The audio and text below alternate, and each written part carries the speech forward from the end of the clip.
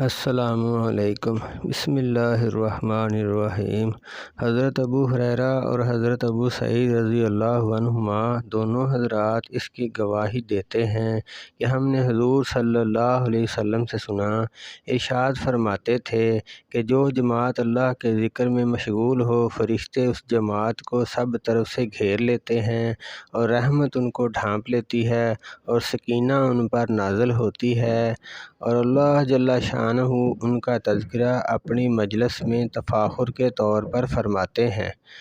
حضرت ابو ذر نبی اکرم صلی اللہ علیہ وسلم کا ارشاد نقل کرتے ہیں کہ میں تجھے اللہ کے تقوی کی وصیت کرتا ہوں کہ تمام چیزوں کی جڑ ہے، اور قرآن شریف کی تلاوت اور اللہ کے ذکر کا اہتمام کر کہ اس سے آسمانوں میں تیرا ذکر ہوگا اور زمین میں نور کا سبب بنے گا۔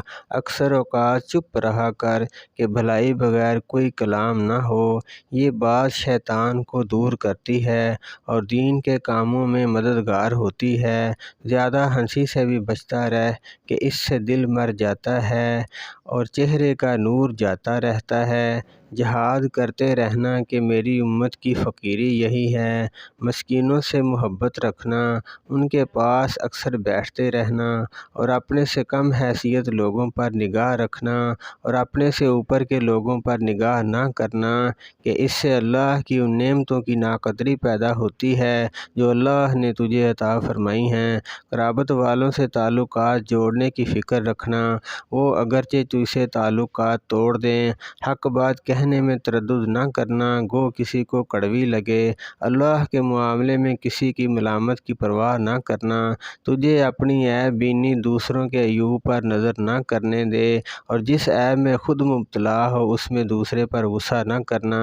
اے ابو ذر، حسن تدبیر سے بڑھ کر کوئی عقل مندی نہیں، اور ناجائز امور سے بچنا بہترین پرہیزگاری ہے، اور خوش خلقی کے برابر کوئی شرافت نہیں۔